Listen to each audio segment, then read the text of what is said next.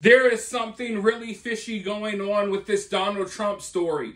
It's so fishy that I had to create an entirely new channel just to document a lot of what's going on because, folks, we are living in the middle of history. They are going to try to memory hold this. They are going to want the future generations to not know what really took place this weekend, and we are going to try to get to the bottom of it. So I've created a brand new channel just for this story. Please go subscribe over there if you haven't already. It would mean a whole lot to me. Last night at the Republican National Convention, shortly before Donald Trump gave his speech, and by the way, if you watched the speech, let me know what you thought of it down in the comments below. But shortly before Donald Trump gave his speech, Congressman Mike Waltz was talking on the news. He was at the convention as well, but he was talking on the news, and I feel like he said a little bit too much.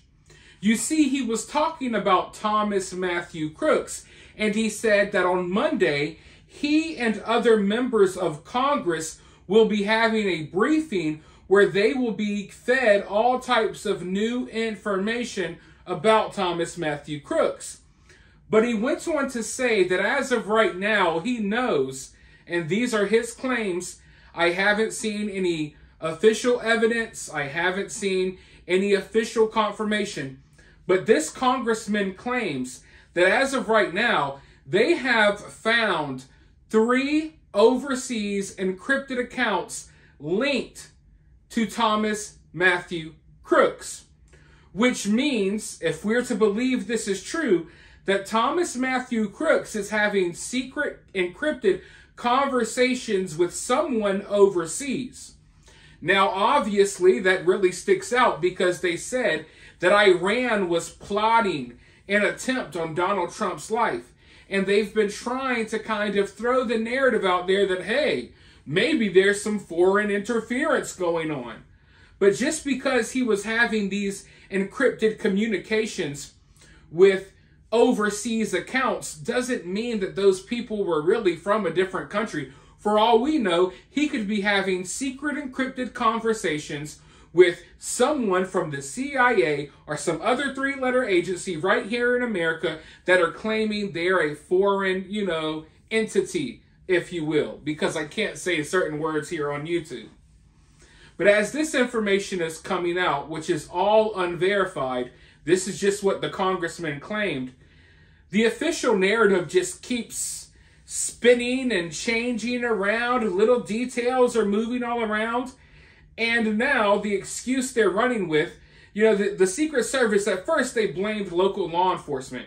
Local law enforcement exposed the Secret Service and they clapped back. Well, now the Secret Service is claiming that, oh, maybe Thomas Matthew Crooks, maybe he was mistaken for another police officer. Maybe that's why we let him walk around the Trump rally for 3 hours. Maybe that's why even, after we saw him climb the roof, we didn't do anything. Maybe that's why, even though the Secret Service had plenty of warning, they still let Donald Trump go on stage. Maybe that's why, because maybe, just maybe, they all looked at Thomas Matthew Crooks, this 20-year-old weirdo that's not in police gear, not in law enforcement gear at all. Maybe they just thought that he was with the Secret Service. Maybe they thought that he was one of them.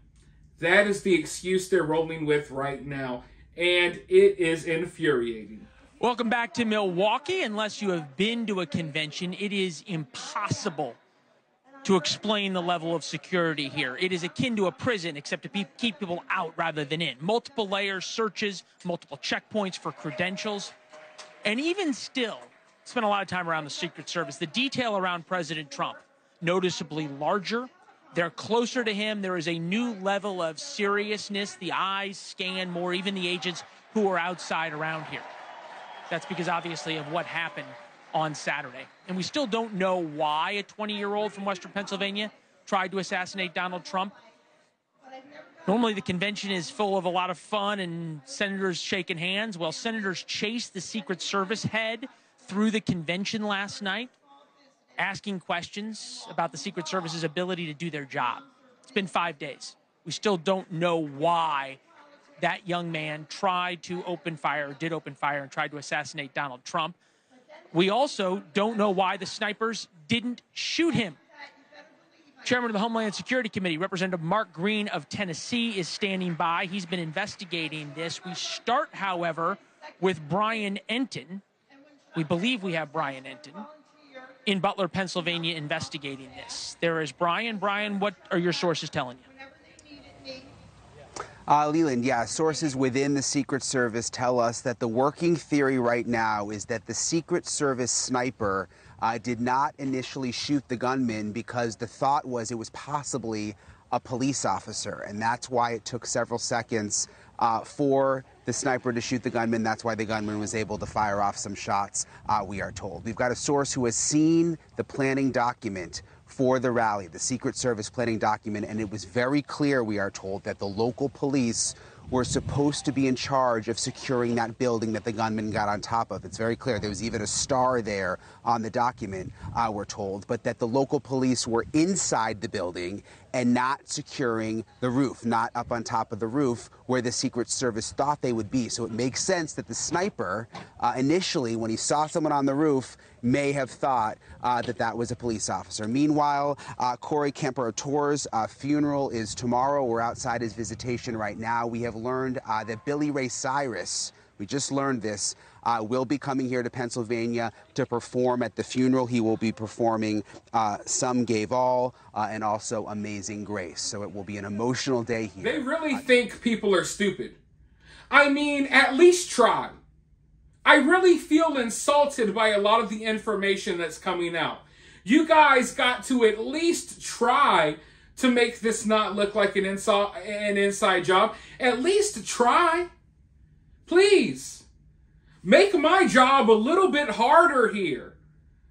I mean, covering the story, it almost feels like low-hanging fruit because it's so freaking obvious.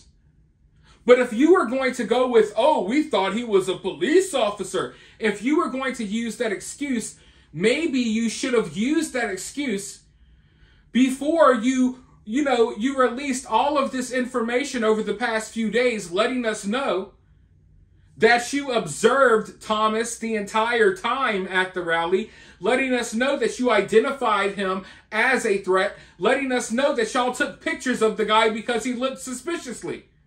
So we know for a fact that y'all knew he was not a law enforcement officer. So that cannot be used as an excuse. I mean, the audacity. After 3 days of them basically telling us, hey, we watched Thomas the whole time. We saw him 3 hours before, an hour before, 10 minutes before, 15 minutes before. He was on the roof for like 26 minutes. We took all of these photos of him. He was there with the rangefinder. We saw him with the mysterious backpack.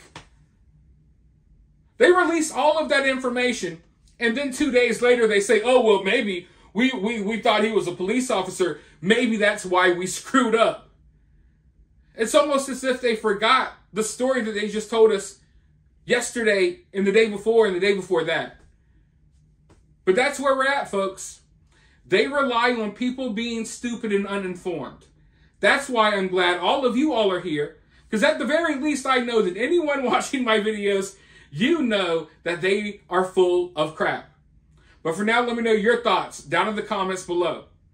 While you're down there, hit that thumbs up, hit that subscribe, ring that notification bell, and I'll talk to you all very soon in the next video.